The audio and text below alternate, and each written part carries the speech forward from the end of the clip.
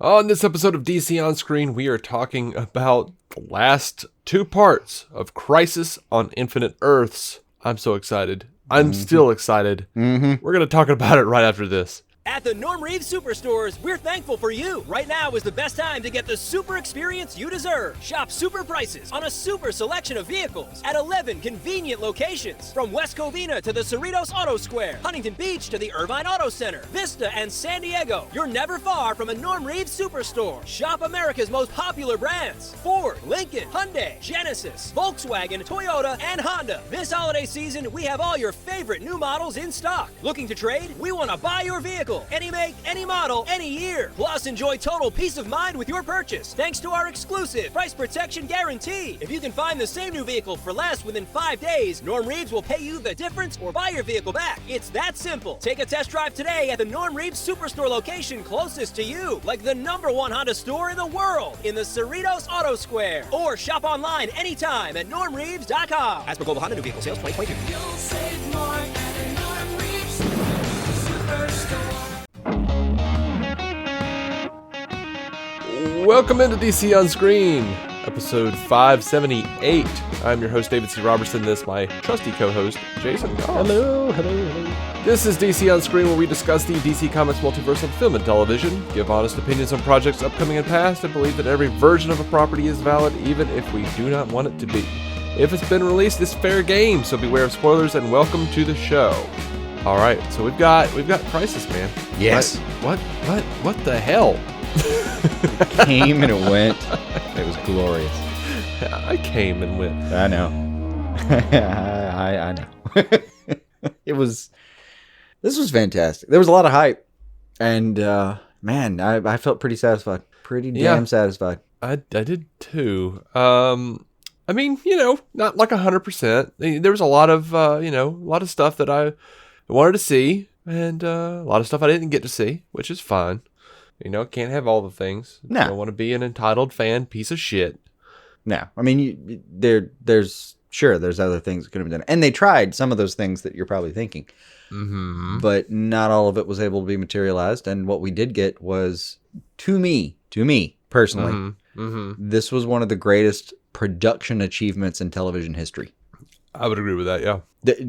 Getting done what that team got done is phenomenal. Nothing short of heroism.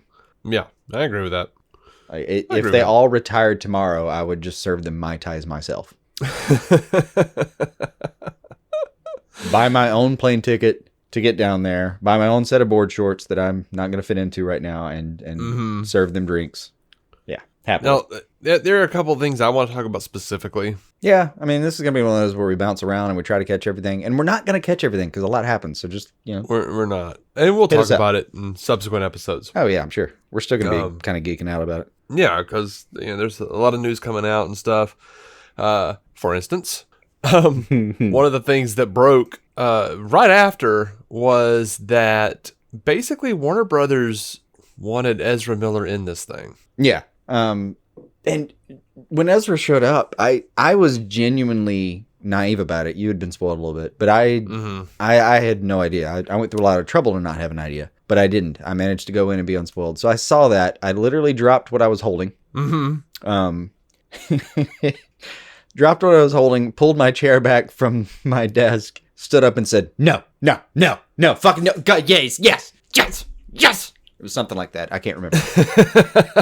Yeah. And I made sounds that I didn't make when my own child was being born. No. And look, I was spoiled, and I did the same thing. And I was spoiled no less by Instagram, the DC Comics account on Instagram. Oh. Instagram is quickly growing to a point where I don't think of it for that kind of thing. I was like, I'm going to stay off of Twitter, but I'm going to go onto Instagram and check my account. Check my likes and stuff. Surprise, bitch. And the first thing I see is Grant Gustin turning around and Ezra Miller is there. And I'm like, I don't know, man. I had the same reaction that I've heard, a lot of other people describe. Yeah. I had a strange bout of shock, some disbelief. And then euphoria followed by unmitigated glee. Yes. I started screaming. My wife was like, what? I'm like, oh no, oh, this is awesome. Because we were like waiting for it to drop on the app or on CW TV, whatever. Yeah. But yeah, so apparently Guggenheim says that WB boss Peter Roth called and says, "I know you're locked, but can you put Ezra into the crossover?" And Guggenheim said, "Yes." I've read this part. I like it. And Roth said, "Well, how? Your series wrapped. You're wrapped to the crossover." And Guggenheim says, "Yeah, I know. But if you're telling me Ezra Miller can be in the crossover, I can make it happen." Yeah. I will bend heaven and earth. Do not doubt me. Yeah, and I don't know how many people were paid overtime to come back to Vancouver for like 10 seconds. Who knows? But Yeah, actually, no, that's not true. According to some of the reports from people, a lot of the crew stays in Vancouver. It's just the cast that gets flown in. But still. This person who did the interview with Variety, Marissa Rothman, I think she got a little confused because she says combining the multiverse made it so that there was only one version of each hero left. Does that mean Miller's Flash no longer exists in the DC television world? No. Yeah, that was That's not a real thing. right there. I saw that That's too. not a real thing. Did you watch the last 10 seconds of the damn? Yeah, no, it's clearly not how things are going. No, there is a multiverse. We got Hecklin. We got Ralph. Ralph is back. His Yellow is back on the shield. He has hope again. I don't know. He's revving it up. There are above the Earth. questions about to what extent that universe has been changed. Let's put it that way. But this is the reason I bring up that. I even bring up the question because Guggenheim's answer is, I will leave that question to Warner Brothers and DC. They have a wonderful vision for not just Ezra's Flash, but also the entire DC universe. Jim Lee is the man to talk to. What the hell? Well, Jim Lee, isn't he like chief creative officer right now? Yeah, but the entire DC universe, they have I know. And I mean that they've got plans, they've got visions and shit. Like, and I don't know what that means either. I don't. I do know. I don't. Yeah. I do know that I'd bet you money that the fact that Ezra learned about the name The Flash here sticks. Oh yeah. I don't know if anything else will. He might even mention, well, I mean, I saw a friend maybe. He might mention it. But I think that version of him getting the name is going to be canon in the movies. Oh, yeah. Like Guggenheim in a different interview said that they went back and forth pretty rigorously. I should mention, I have called Guggenheim a liar on many occasions. In this scenario, I actually don't distrust him at all. I think he's given us I think he's shooting straight this time. I mean, Guggenheim lies either one because they were planning on doing something and he was excited about it and then it wound up not being able to happen. Mm-hmm. That happens. Or showrunner troubles, man. I mean, that's what happens. Too many people got too close to what was actually going to happen and you have to lie to keep the surprise. The Cheers effect. Mm-hmm. Yeah. So, we have called him a liar several times. Yeah, but I'm smelling no what's malice cooking there, on this man. one. Not for me. I think he's yeah, I'm good with it. But yeah, he says that they went back rigorously to make sure that they weren't stepping on the toes, quote unquote, of, as he put it, the Flashpoint movie they're developing. Mm-hmm. Which is funny because Andy Muschietti came out and said that it was going to involve Flashpoint, but not in the way you're expecting. So now we have Guggenheim just outright saying, the Flashpoint movie. Oh, okay, cool. What? I think, all right, I've thought about it. I think that's a matter of emphasis. Like for Guggenheim, the important point was he was using the crux of the idea of Flashpoint in what he was doing. Mm-hmm. And for the writers of the movie, whose names I've currently forgotten because there have been 12 dozen, the writers of the current product in the movie universe are not necessarily focused on making it a Flashpoint movie, but he was using that primarily as his touchstone. So for me, I get it. But yeah, so I've seen so many people, so many different types of people complaining about. No, they're not the same. They're not a lot of different types of people. They're pretty much the same type of people who are complaining that Ezra Miller is now in CW. They made the CW the trash. The trash DC property is now part of the DCU canon. Yeah, that's right. Here's I'm the thing. happy for it. On I'm happy with it because I like both properties. CW definitely has its problems, and there are quality issues that I would for sure love to see done a different way. All day, every show. I can name you something on every show that I wish was done differently. I would say that for every show and movie. Exactly. That's a subjective reading, though, and it's not like I don't consider the CW complete trash as some people do. But what I do for sure think is that nothing really changed for you. If you're a person who was watching the movies and exclusively watching the movies, and you thought the CW itself was trash, and you never saw this, and you didn't see the series of posts, nothing will have changed for you. There's no reason to have any kind of ire drawn over the situation. You will never know. They will explain it within the movie. Even if he does keep the name from Barry, or from this Barry, from Grant Gustin. Even if he keeps it, I promise you, they will explain it within the movie in a way where you did not have to see that show. You could remain blissfully ignorant the entire time. So if you're getting mad about it, I would suggest that take a step back. Nothing's really changed. The thing that you don't like can exist by itself, and the thing that you still like, or that you do like, has always and will continue to exist by itself. It's just that an amazing, to me, historically unrepresented thing happened on television. And now the people who enjoy the television universe get this whole new thing that they can be really happy about. Yeah. And, I can make it better for you. Okay? Not for you, because I'm fine. You're rational. You're rational and you're fine. Good. Toxic Snyderverse DCU fans who hate Joss Whedon's Justice League completely. You could just say that this happened as an offshoot of the Justice League. Yeah, canon it up. But not the Snyder Cut rendition. So we've already gotten a lapse in we've already seen the multiverse in the DCEU.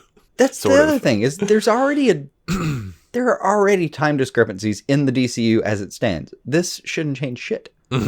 Like, we still don't know what Barry was up to when he came through and talked to, like, it's all her. But we don't know. We still don't know exactly what that was doing. I mean, we do because of Snyder, but not in canon. I'm sorry. Snyder is no longer canon. You gotta deal with the minutes that are on the screen. Snyder's media presence does not actually affect that as much as sometimes I wish it would. Right. So, I mean, and that might change, but, his plan, we know what his plan was. There was a plan. Anyway, I enjoyed the hell out of it. There's I feel like it's fun because 4 years ago, I think Miller was telling Josh Horowitz, he was like, oh yeah, me and Grant, we're going to meet eye to eye one day. And yeah, I do remember that, not to say it. We're gonna look at each other's eye, and when we do, we'll know a truth, a universal truth. What truth is that? I dare not say. And I do remember that now. And I remember thinking like, oh, Ezra, you're like a puppy dog on 5 shots of espresso, man. I mean, I love you. I do, but pull it back. Yeah, I mean, you're dreaming. You're dreaming, buddy. Yeah. No, not so. He was prognosticating. I'm fine with that. He won. I'm fine with that. I think we all won. Yeah, I think we all. I mean, it was a glorious moment, and I do think genuinely think like how many. It's already a minority of media where you have a TV and a movie representation of the same character. That's already a very small set of all the things you could wiki, and all of those things that are part of that subset that I can remember. To my knowledge, this is the only time that the TV universe has ever pulled in the movie universe in such a way. Yeah. I've never seen anything like this. And to not to compare it to Marvel for any illicit reasons, I'm just saying it hasn't happened there, and they've had plenty of chances to do it.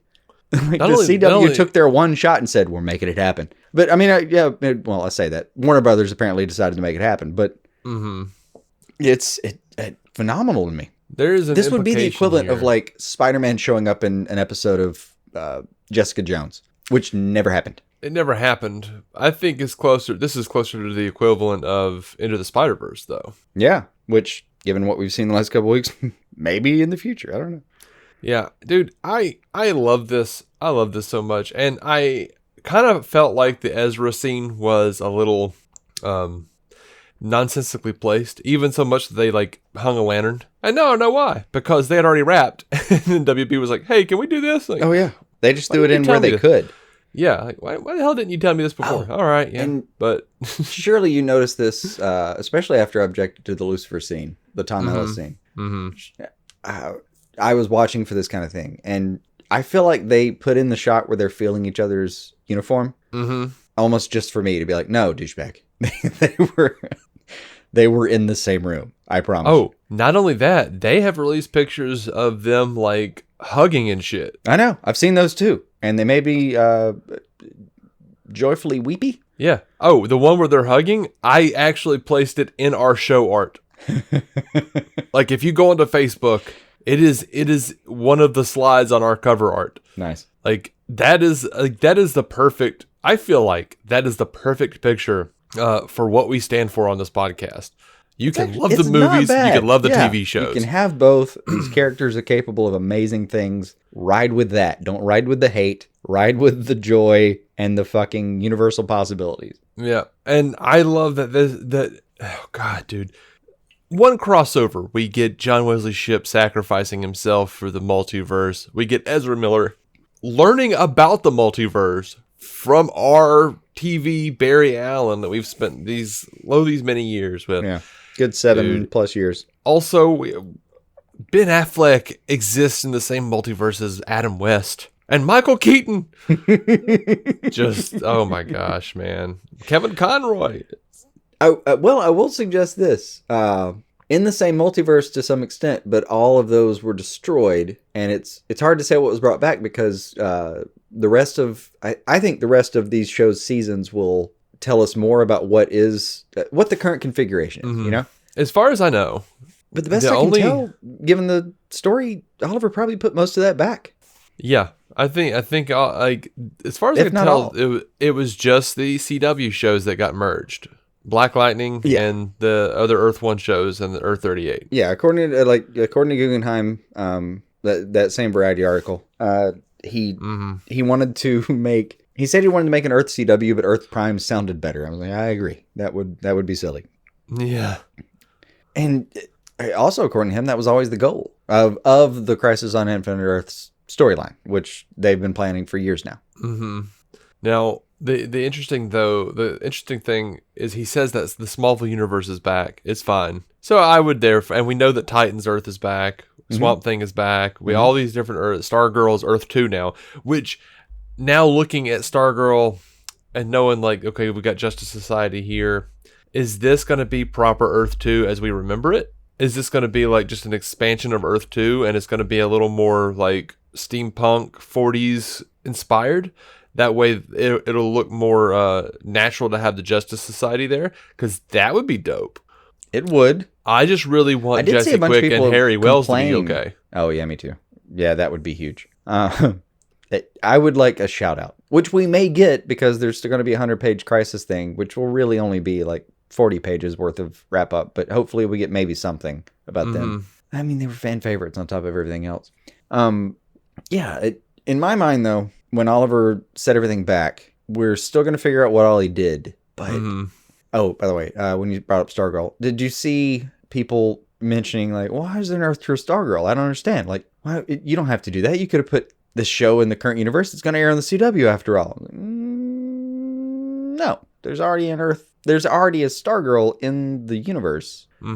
I saw plenty of people point this out. I think some people just kind of forgot it because it was, what was it there for 3 episodes maybe? Yeah, it was Legends of Tomorrow though. Yeah, but it was, the least viewed show. But it's still, Stargirl has been represented before. I mean, to do a new one and put her on Earth 2 makes sense to me. Yes, it does. But also, how much is retconned? Because now we've got a Sarah and we've got a John Jr. And pretty much that was awesome, by the way. Yes, absolutely. To have her back after everything, after watching Diggle's pain, and God, that actor's Ramsey's fantastic. After watching all the time he's been pissed that he was deprived a daughter, to have him have her back was so much fun for me. That was one of the moments where I actually I made that little whimper, you do when you're about to maybe cry, like the kind of thing. Yeah. Yeah. So yeah, there is definitely room to where they could have revamped the past because they've obviously done that. Oh, there was some retconning. So they didn't necessarily have to have all that former Stargirl stuff going on. But yeah, I think it makes sense to make it Earth 2. And honestly, I would like to have a world set in Earth 2. And God, I really just hope we get Jesse and Harry back. I would, and I don't mind them being over there at all. I will say this, that also, because Doom Patrol and Titans are both the separate Earth now. Oh, they always were. That was always the intention. It was, but it's. I guess it's more clear now. And it makes sense because if you remember the backdoor pilot of Doom Patrol in season 1 doesn't fit what we saw when we actually see Doom Patrol. That's right. This makes sense that they're separate now. That was supposedly always their plan. They were the Doom Patrol was going to show up in the season 1 finale from a different universe, and they even shot it. They just didn't show it to us. The finale. The finale kind of went weird on the first season. I liked it. Season. Oh, the second season? Was that the second season they were planning that? No, it was the first season. I'm just saying the second season got weird too. Oh, yeah. Sorry. In the first season, it got weird, but it got weird for different reasons. Long story short, just we reviewed it. We talked about it. But I do like that those two are separate universes. And I also love that Earth 2 now being Stargirl, a show that's going to essentially put both feet in the DC Universe streaming service and the CW. Mm-hmm. I like it having its separate Earth because it kind of creates a bit of a stepping stone if things want to cross over. Like for me, they can show up in that place and it'll make a certain kind of sense where it doesn't have to be completely integrated. The same way Supergirl, showed up because of that device that Cisco made her. Yeah. You have you have an in-story mechanism if you want to use it. And I'll admit, I didn't think they were going to merge the Earths. I really didn't. I mean, but I knew they weren't going to go to though. one because there's just no fucking way. Well, yeah, a lot of people were saying like, oh, it's going to be all one Earth. I'm like, no, it's not going to do that. They're not going to do that at all. But if anything, I was afraid that they were going to completely undo it and just go back to normal. Yeah, that's what I was afraid of. This was a really, really nice compromise. I was very proud of the writers and the producers and everybody involved on that. That was a really good call. I liked the compromise. So Superman's got 2 kids now. Yeah. I don't know how that works exactly, but it worked for Diggle. Whatever. Yeah. I love that even Superman, being one of the Paragons who apparently knows both universes now, was just surprised and then it's like, 2? Seriously? And just got excited and flew off to go see him. It's going to be an awkward conversation. Man, look, I'll be honest, all right? That I didn't follow the plot very well. Wait, hold on. I'm not right about that. I'm not right about that. About Tyler Hoechlin was not a Paragon. Why does he know both universes? I don't know. That's interesting. I hadn't considered that. Someone solve this for us. I didn't remember that he wasn't a Paragon. He is left behind when when Nash reaches out for all the Paragons, he is left behind and presumably destroyed. Yeah, but Crisis always had like certain characters who could remember stuff. Like Psycho Pirate wasn't a Paragon, but he remembered everything. Yeah, it was one of my only qualms is they tease Psycho Pirate as and in Crisis, he is one of the things, like he's one of the glue that binds the multiverse together in a certain way, and they didn't really use him. I think they'll use him probably post-Crisis, like because they set him up to be used. He'll be completely driven nuts now that the universes are merged and things aren't what they were supposed to be. Wouldn't that be a fun bad guy though? Someone who remembers all the possible universes and has power over people's emotions would be an absolute wrecking ball. Like that would be another crossover, is just stopping him. But you okay there, buddy? I don't know. You're right. Yeah. What I was saying was I didn't really follow the plot very well. It got a little dodgy for me, and I don't know if it was just my own excitement or if it was because it was comic book science and a lot of like, we're going to Speed Force now. This is in Oliver's head, and except this is the Speed Force. I'm pretty sure, and I watched it a few times. I'm pretty sure, short of the thing that I just stumbled upon, that probably does have an explanation. I have to watch it again. Oh no. I think it actually really did hold together. It was for what they were trying to do. This is another thing where I think the writers need a fucking pat on the back. It was really crazy and a lot of moving parts, and it really hangs together very well. I do really want to know why Ezra Miller's Earth lasted longer than all the others. There's no rhyme or reason to which Earths were going down at a certain time, as far as I could tell. I mean, there was no numerical reason. Well, I mean, even Barry was like, or our, I say our Barry, but they're both our Barry, damn it. Gustin was saying like, but there's no more multiverse, or wait, there's no more what? Don't do this to me, bro. By the way, I wanted to mention that. That was one of my favorite things about in this crossover, especially that scene, was because so many CW haters are like, oh, I don't like the costumes. They just look like a bunch of assholes in cosplay. I love that Miller was like, oh, are you a cosplayer? Do you want a photo, bro? That was so fantastic. I was like, oh, Yeah. hang the lantern on it. The only thing to me that scene was missing, and I'm positive it was just a matter of them not having it being like a stinger version of shooting a scene, like just scrap together a crew, we're gonna make this happen kind of thing. Part of me just a little bit wish they could have done like a little fast hand wave or something to prove they were with flashes. Yeah. I don't think they needed to. You don't need to meet a guy in that costume in this space because, like, first of all, if you're Grant's version, you're already in this space. You're already meeting this person who's comfortable in this space, and that means that they are probably powered like you are. And if you're Ezra, you're still getting used to your powers, but your comfort level and instincts, I would assume, just canoning a little bit, but I would assume if you saw somebody in this form in the Speed Force like this, you would immediately think like, oh, they're one of me. I mean, I like the cosplay line, but I feel like once the puppy dog that is on and off screen Ezra Miller kind of puts himself in the situation, like, no, I'm a Flash. Really? Okay. New game. Yeah. I just loved his reaction, like when they both said Barry Allen. He was like, how is that possible? Yeah, that was good. I told Victor this was possible. Oh, that was good too. A little quick shout out to another character. Yeah. Yeah. That was good. when I was watching it live the first time, I was beside myself because the scene just kept going on and I had to package all that, put it away, sit there, watch the next thing, try to focus on, okay, there's more of this. I didn't have, God, I wish I could have watched it in streaming because it's one of the luxuries is like you can watch a scene, be completely taken by it, pause it afterward, kind of digest, go back, watch it again, enjoy it for different reasons. Like you can do that. And it's one of the real flaws of live TV that we in the streaming age are now seeing as a real flaw. I was like, no, I couldn't do that. I had to just move on emotionally. I just had to go into the next scene. It hurt me a little bit because when I went back and actually was able to watch it and stream it and pause it and go back and everything, I enjoyed it in a different kind of way, Yeah. By the way, the scene where they're both standing face to face, like we get them in profile, with the old Flash suit in the background, in between them. Grant Gustin's hands are both down by his side, and the way it's positioned, I'm sure this was unintentional, but the way his thumb and forefinger are positioned, it just looks like his suit is contouring to a big old flaccid dick hanging there. And this is also a good reason we should be afraid of the streaming age. Because it gives you time to notice shit like that. I mean, I'm not saying you're wrong.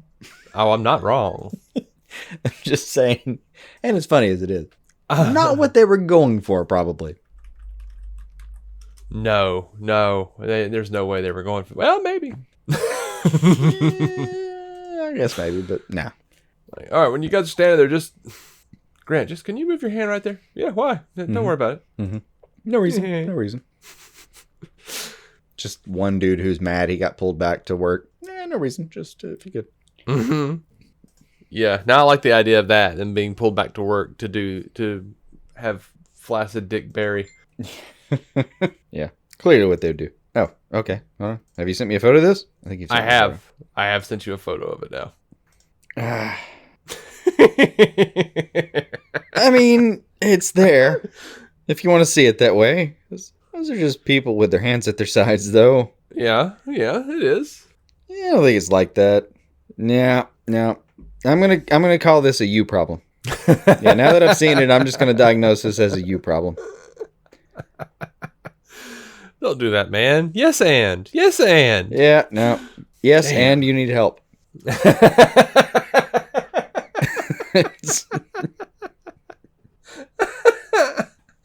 I probably do, yeah.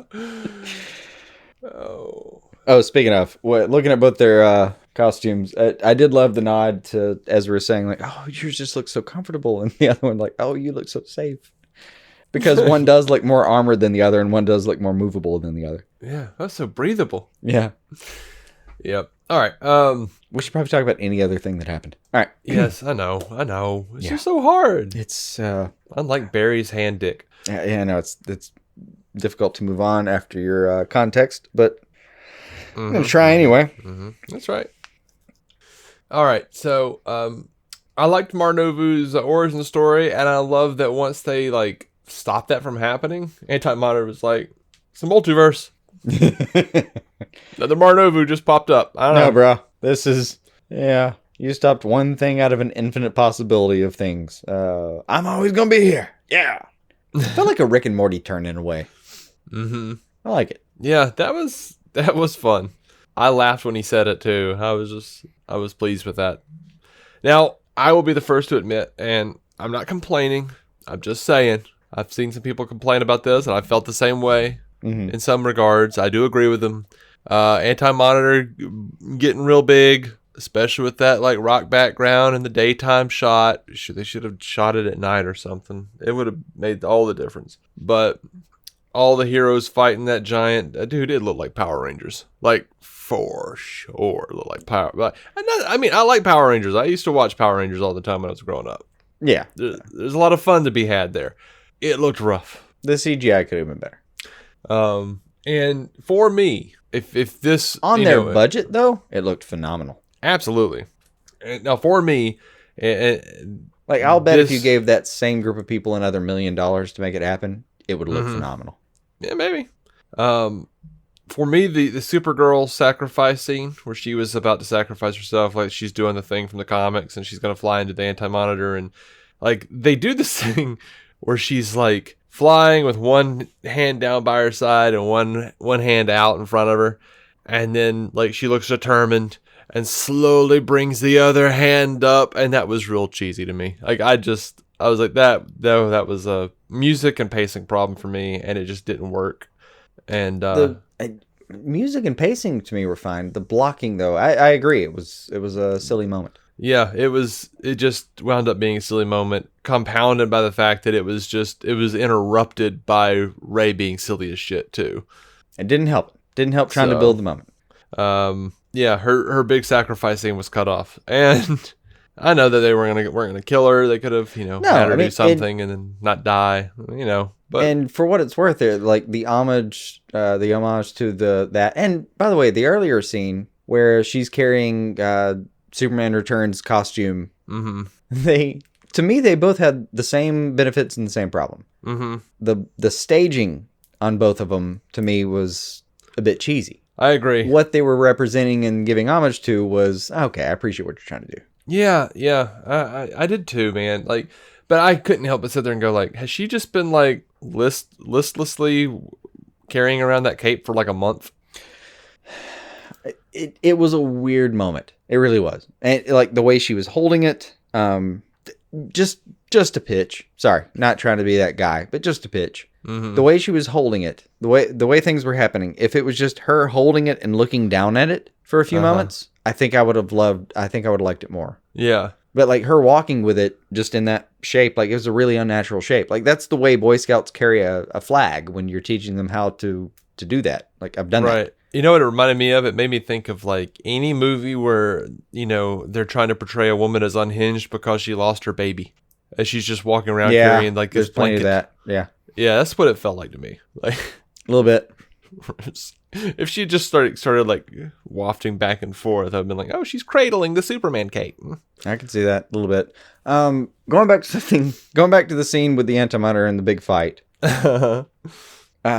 Something I just dearly loved about it. When the Anti-Monitor is in regular size, when he's just fighting off everybody, like it. I think the fight scene looked better there than it looked when it got grandiose. When it got into supersized portions, right? But when it's regular sized and the fighting starts, one of my favorite shots of the entire fight, if not the entire episode at least, was just Sarah just circling him and eyeing him, like looking for a weak spot. Like look, just To me, it was the most fucking, this is where Sarah is now kind of thing. Like, imagine, and this is something they bring up in part 2, is with Oliver gone and the world's redefined like they are, like, she has a bit of mourning to do as far as, like, no, like, it's a brand new world and there's all kinds of possibilities. But for her, she's a little sad that there was no one who really knew her when she was just a kid. Yeah, that I really hit me. love that moment. Yeah, me too. That hit me harder than any of the actual Oliver dying stuff. Some of the Oliver dying really got to me, but that consequence, along with the Diggle and her conversation, where they finally accept it and they just have a hug, have to hug about it. Like the repercussions of his death hit a lot of ways, and that was one of the ones that really hit to me. Yeah, too, was it just she is just this person now, and there's no one who even like her memories of this person that she used to be that would go to the Verdant if it were a thing when she was alive. Mm-hmm. Those are just gone now. And that's just a memory she has. Like, if she ever forgot that existed, it would not exist, practically in the universe. Yeah. I kind of appreciated that on an existential level. But I mean, that juxtaposed to her circling the fucking end of existence with a staff looking for a goddamn vulnerable point, I thought, like, God damn, this bitch has come along. Fuck. And the fact that on top of that, like, her circling, and she's got this really good moment where they shot her just right, man. She nailed it. Mm-hmm. And then on top of that, the monitor sees her circling and looks a little bit worried that she's getting to his side and he can't see her anymore. I was like, this is just fucking, this is it. This is where this character was supposed to be the entire time. I'm so glad we got here, and I'm so glad we got to see everything that came along. Yeah. Loved it. One of my favorite moments of the whole thing. Now let me ask you, how did Oliver's, well, first, how did you have felt this universe sit with you? Because it was inevitable. I felt like they had to say it. There. It had to be there. But I cringed so hard when he said it. I didn't cringe. I don't know what, as I knew it was coming. It's one of those things where it was like, it didn't hit well for me somehow. It was just like, oh. No, I didn't. I get how you could, and anyone who did, I get it. For me, though, it was like, no, that had to be there. This is good. Okay. I mean, for me, it was like 1 + X = 2. Yeah, I mean, it's one of those things where it was like, I knew it had to be there, but I didn't want it there necessarily, or I wanted it. I don't know how it should have been said differently. I can't fault it because I can't. They have to use his tagline. They have to. I don't think there's some version of this where I would. I mean, if it had never been mentioned, I guess maybe. But you have to. You just have to. I think by default that line has to be there, and Amel did as good a fucking job as anyone's ever going to do with that line in that context. It was. Mm-hmm. I did not have a single problem with his version of it. I'll tell you what aggravated me though, for real, that he died as Spectre. Oh, you want him to like go back for a second? I wanted him to stay Spectre and just be like, hey, I'm going to be off in the cosmos. We're doing whatever. I'll be here though. So that Amel could like pop back in from time to time when he felt like it. Well, if he felt like it. According to Schechter, I think her name's Sarah Schechter, right? Yeah. According to her, he will be back from time to time, according to Oliver's whim. Or not Oliver, Stephen Amell's whim. Yeah, I just don't. I was left a little confused. Did he actually die as Spectre? Is he still the Spectre somehow? Because wait, what exactly is canon now? Because season 7 finale of Arrow didn't happen. It couldn't happen, at least not the future stuff. Because the future is going to be, as we've seen for previews for Green Arrow and the Canaries, well, the future is different now. But yeah, my main concern though is that the season 7 episode finale of Arrow, like those kids didn't grow up in that future. Their future is going to be completely different, and they've said that. Yeah, like as far as we know, it will be Queen. Different. She's in Queen Manor, et cetera, et cetera. She grew up rich. Star City's different. So does Felicity still go into a portal with the Monitor to finally go be with Oliver? Where's she going? Is she going to the Speed Force? Is she going to a separate universe, a pocket universe? There's a little bit of comic that's going to help us with that. But, well, two things. One, when the Spectre dies as a result of battling the Anti-Monitor. You remember in the actual Crisis event, I mean, the Spectre basically has like an arm wrestling match with the force of Antimatter itself, and he can barely hold on. I mean, just barely. He's still a product of matter. I mean, literally godlike force as he is, he's still just part of this universe, and it's another entire universe trying to hold him down. So the fact that he dies as a result of that, I was fine with. I mean, and Oliver's character getting to that point I was so happy with it. That was a great choice. And it's one they've apparently been working toward or knew was in mind for some time, and I completely applaud that decision. Where it leaves the future versions that we've seen, it doesn't necessarily have to exclude them. I think that we're just gonna have to watch and see what the show's reveal is still canon in this new universe. I am very interested to find that out. Oh yeah, no, I'm gonna be watching the next few episodes of every show with a much keener eye than I think I normally would. Mm-hmm. And hopefully it won't be like that thing with like post Flashpoint when we find out that whatever his name was, I don't even remember his name. That's just how sad that is. Hartley, whatever his name was, that he was a bad guy, and then post Flashpoint he was a good guy still, and like part of the team, and they mentioned it, and then he never showed up again. The dude with the sound powers. Yes. It's gonna kill me. But I liked him. I liked that guy. I liked that actor. I liked the character. And then we found out Echo? that I don't know, but post Flashpoint, we found out that he was actually like, he was still part of the team, and he kind of like helped out from time to time. And man, we've never heard from him again. Speaking of Luthor, what of him? Thoughts? He was fine. What are your thoughts specifically that I should be reacting to? Let me give you a couple of questions. We're gonna do a mini interview. All right, so I assume you enjoyed John Cryer's performance. Yes. We initially both decried the fact that he was a gimmick hire, and then after actually seeing him in action, went, nope, we're good. This works. Yeah. He got a huge play in the 100 page event that was the little like Crisis comic book thing, and really used his voice. Like they did a great job with that. But yeah, I agree. Going into the final 2 episodes, we see he has decided to supplant Superman from Superman Returns. Mm-hmm. And, I'll be damned if you didn't see a little character development. Mayhap. He was a bit of a scamp up front. Supergirl trying to keep track of him. Yeah, that was all fun. That was fun. That's exactly what I expected from him, though. And actually, one of my favorite scenes is when they decide to throw down. Lex is like, no, I gave myself some upgrades, and they throw down. Like apparently, him and Supergirl are on the same fighting playground right now. They're good. They're the same weight class. Yeah. And all this is happening behind, and the Paragon of Humanity is making amazing speeches and all that shit. But I enjoyed the turn they took with him. Now I'm curious though. When we get to the new universe and Supergirl is still just flabbergasted by the idea that he is a good guy now and literally owns the department that she works for, he winks at her. Thoughts? I like it because it sets Lex and Supergirl much to the same place that Lex and Superman were for so long in the comics, and specifically in my heart, Superman the Animated Series, where Supergirl knows that Lex is a piece of shit, but the world thinks that he's a brilliant leader who is doing all the great things. For Lex, this is a reset. Like this is a redo. He can do whatever the hell he wants and get away with it because the world doesn't know that he's a murdering psychopath. Yeah. And the only people who do are her and him and, John Jones. But, what are they going to do?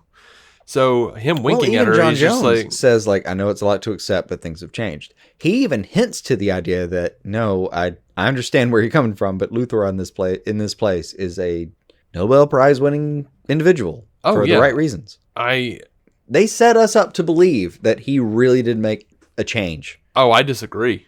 I feel like Jean was saying, like, I understand this is hard to accept, but in this place right now, people believe he is this guy. And but here's your new landscape. Deal with it. Yeah, this is what you have to deal with. Yeah.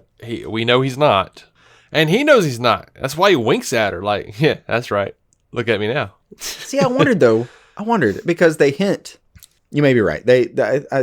I could see it both ways. But they do hint. And frankly, he's so good at playing evil that I don't think they're going to make him. They've done this recently in the comics that like Lex Luthor in the last 3 years was fighting side by side in his exosuit with Superman. Mm-hmm. and some shit has gone down. And long story short, that's not happening no more. He's sided with the new eternal spring force called Doom, and it's gotten real dark. It's gotten real dark. There's some light shining through because these are comics, and the good guys eventually do win normally. But it's gotten real bad. Yeah. So I liked the idea that they were going to reset that. I liked the idea that Lex and Lena were defending Supergirl to the president from time to time. Yeah. I enjoy this nuance, I think, far more than I was going to enjoy. I'm desperately hoping that the Lena Supergirl / Kara thing is over going Me forward. too. And I think it would be great if they were back to being best friends. And then she's got to like keep this big secret that Lex is evil from Lena. Like it resets it all. That's hilarious to me. That would be fine. I could deal with that. I would also like the idea that because Lena in the universe before is technically actually smarter than Lex. They made a point to say that. I would love the idea that Lena figured out there was a reset and is kind of mad about it. That'd be cool too. And then she confronts Lex. And in my version, she confronts Lex and was like, well, you're right. And because it's Lex in this universe, has like a little escape chute to the side. He's like, you just go in here, I'll grab something, I'll show you. And then he just jettisons into space away from anything that's going to happen. I can explain everything. It's okay. Let me just grab this. Yeah. Oh, gosh, man. Where'd he go? To another sitcom. All right, we have to talk about the fact that Lynn Stewart is in the same universe with John Diggle now. Wait, Lynn Stewart, who? That's Black Lightning's wife. Oh. In the comics, John Stewart and Lynn Stewart are brother and sister. Oh. And as you'll recall, Diggle's stepfather's name is General Roy Stewart. Okay. Yeah, you're right. And as you may know, Greg Berlanti and HBO Max are developing a Green Lantern series. So, question I had for you on that. I was initially excited because at the end, one of the outro scenes is Earth. I forget which Earth. 11, I want to say. Yeah, 2011. I think it was Earth 11. Had a Green Lantern Corps. That's right. That was specifically the Ryan Reynolds universe because it was exactly Earth 2011. Earth 11. Yeah. So they brought in that as another universe. So I wondered, because we are getting, and Greg Berlanti's heading the ship. I have no reason to think he's not going to try to include this. We're getting an HBO show. Now that's not too weird because HBO is taking over the Warner Brothers streaming thing. I mean, I think business-wise, that's where we're going. Yeah, it's HBO Max. It's the Warner Brothers streaming service. It's just people know what HBO is more than Warner Brothers. Exactly. And I think people know what HBO is far more than they know what DC Universe or CW is. And the idea of those two streaming services getting brought into it is far from far-fetched. Right. So it may be a situation where eventually you're going to be able to stream all these things on the same, like on the same service. Same service. And if you can stream them all on the same service, it's hard not to recognize that there are so many things that are like each other, especially going forward where apparently there's an aim to get more connectivity and a little more crossover just from time to time. So you got to wonder, like, is the Green Lantern 2011 or Earth 11 thing going to play into the Green Lantern show and to what extent? And then you also have to wonder, because I still firmly believe they have the idea that Diggle gets a ring in mind. Where we may see that. Or if. But, man, I think it's more of a when than if. I don't know. Hopefully, the Green Lantern show will focus on John Diggle. Maybe even his name isn't Diggle here. Maybe his name is Stewart, for real. Now, they haven't addressed that. You could do it. It was still another Earth. Yeah, Earth Prime is another Earth. And I genuinely... I have no reason to believe David Ramsey couldn't carry a show on HBO. He absolutely could. Absolutely could. Dude Recent looks reports, fantastic, and his acting prowess is fantastic. Like, there's no reason he's disqualified. Recent reports would suggest that the Green Lantern series will be following two Earth Green Lanterns. Yeah, let's do John. I say let's do it. I would love to see that. My two favorites are John and Kyle, so that's where I have my fingers crossed. Yeah. I mean, I don't necessarily need to ever go back to Earth 11, as they call it, but Still a great shout out. it is fine shout out. It's a wonderful thing to see Green Lanterns on screen. Yeah. Hell, with the symbol in broad display on the left side. Like, this was not a mistaken this was not like a Jordan bomber jacket in a bar somewhere. We are way past that. Yeah. Way past someone asking Diggle, where's your ring?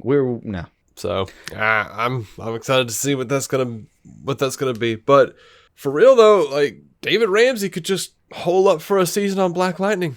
Oh yeah, he could, and he would be a huge asset to him. And now that you brought up Black Lightning, that was easily one of the funniest bits in the entire thing when they're forming the Super Friends or the Justice League, whatever you want to call it, because it kind of borders on both, Mm-hmm.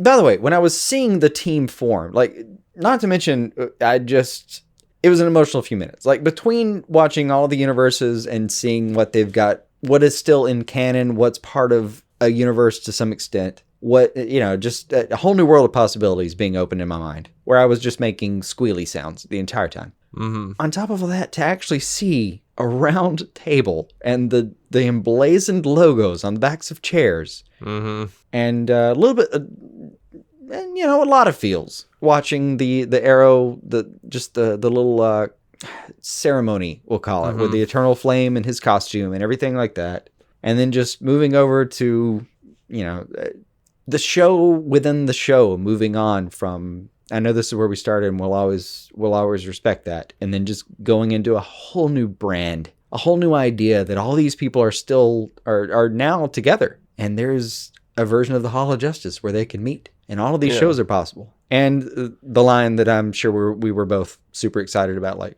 well, how often does the world end? Oh, it's like that. Yep.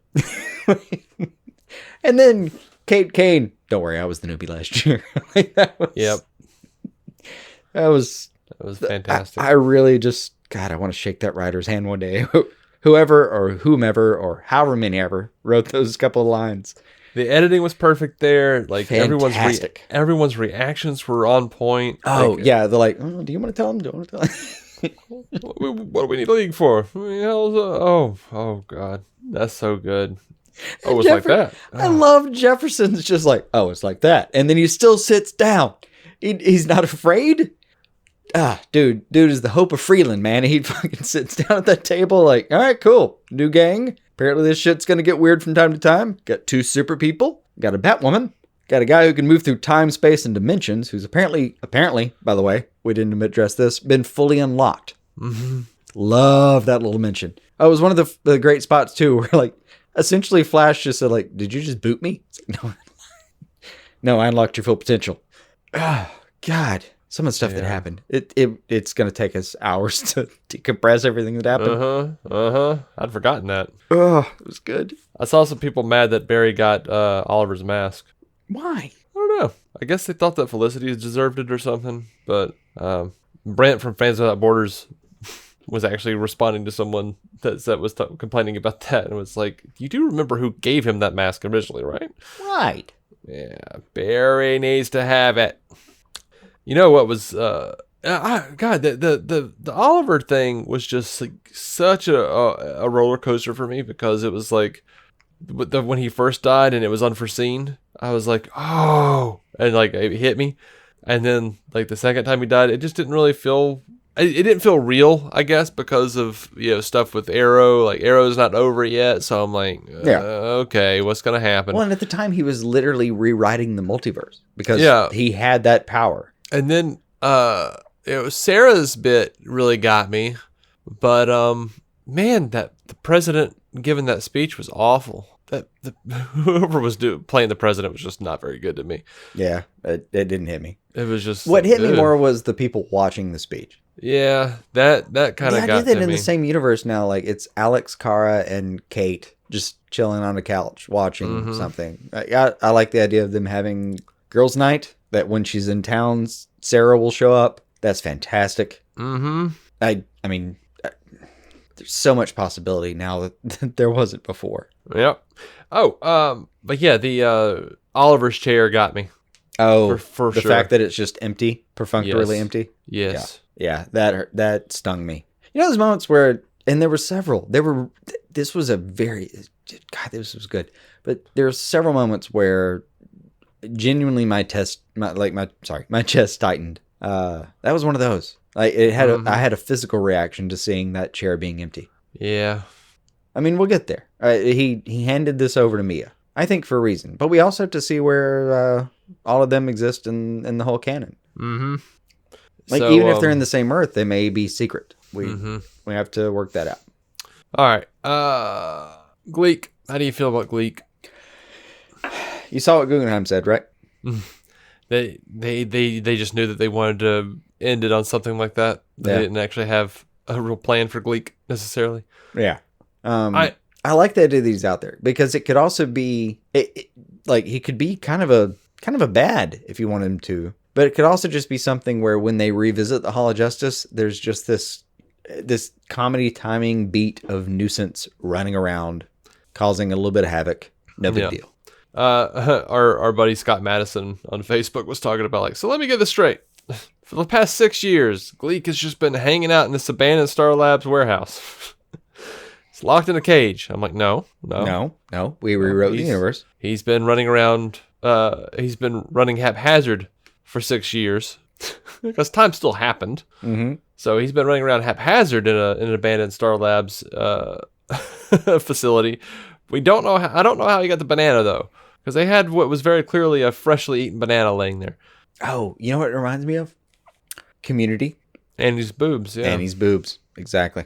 Like, may just be a side gag for a while, and then you're going to have some incredible bottle episode about it that makes the whole thing worth it. Yeah, and this is not to mention that we have weirdness like that happening, and you also have Mr. Mixus Spitlick. Mixus Spitlick, yeah. I think I said that right. Being played at this go-around by Thomas Lennon. Mm-hmm. Fucking goddamn yes. I've heard they're gonna like scale back on the crossovers. So could we build to a bottle episode where like it's like going between like different like shifts at the Watchtower, and we have like Black Lightning hanging out for a minute, and he's trying to track down Gleek and can't, and then like gives up when his shift is over, and then we'll see Supergirl on a different day trying to figure. Maybe like instead of like giving Gleek the power to like create a bucket. Yeah. Like they did in the old days, like maybe he can teleport. Maybe that's why it's so damn hard to find him. And it would explain why they'll do bananas with it, and stuff. Exactly. Like, I think they're going to scale down on the crossover because I think you have to. Surely. I mean, this took years to develop. You can't.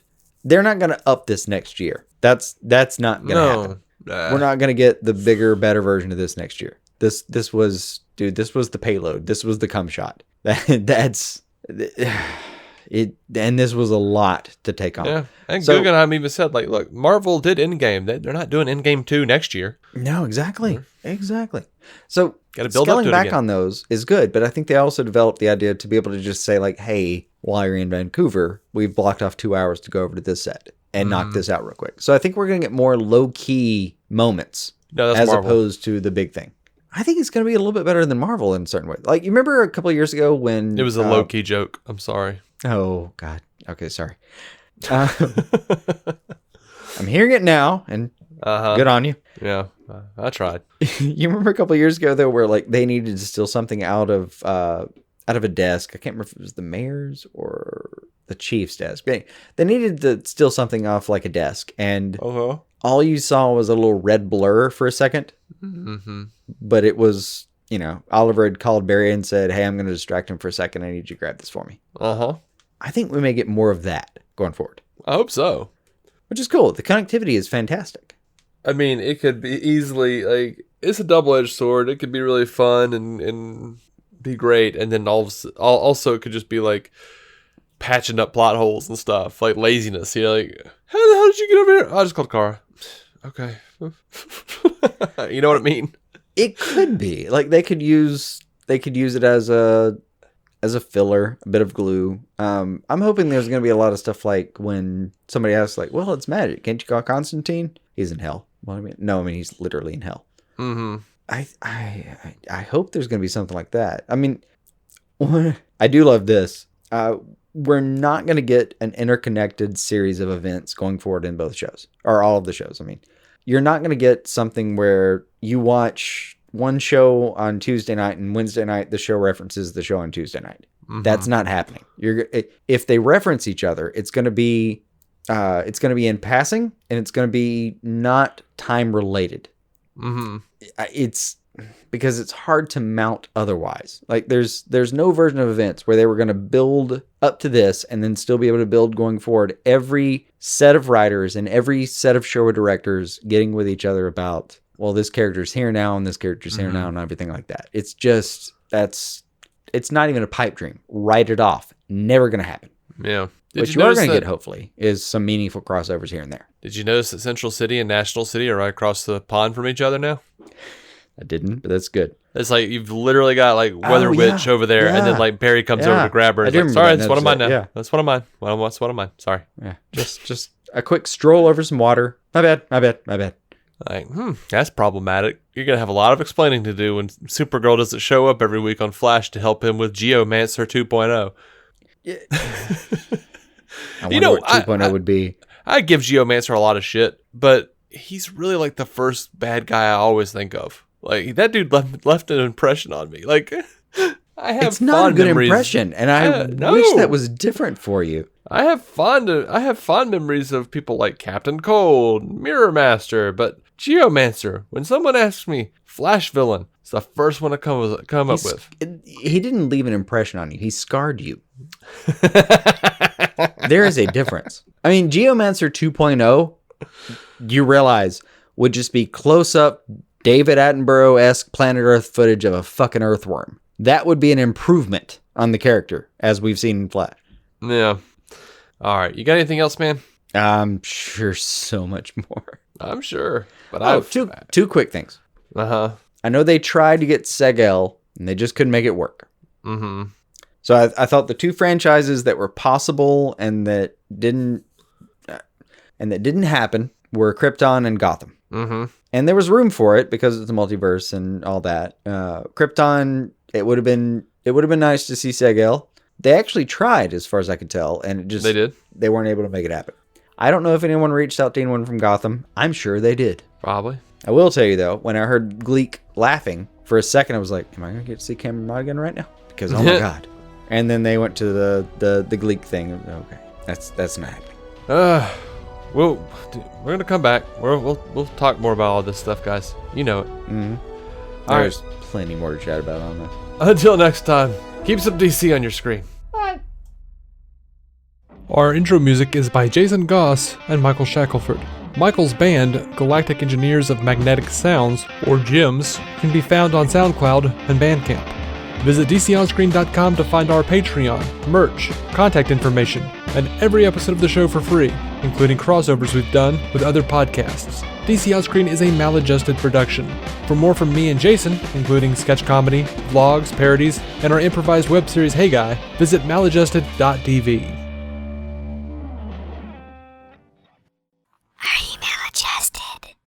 Are you struggling to conceive? You have options, and at Piedmont Reproductive Endocrinology Group, we'll make sure you have the guidance and support you need. PREG is known for individualized fertility care that's unique to every patient. We take the time to provide a reassuring and empowering experience because we believe that you deserve nothing less. Let us help you on your journey to parenthood. Visit us at pregonline.com to learn more. Get the guidance and support you need at Piedmont Reproductive Endocrinology Group. Sometimes the transition to fall and winter feels like experiencing every season on the same day. The shoes in the Allbirds Mizzle collection were made for misty morning walks, surprise snow days, and anything a trip to the dog park might bring. The whole collection brings together water-repellent technology and classic style, so you can stay warm, dry, and comfy during your everyday adventures. Check off your errands with the Wool Runner Mizzle.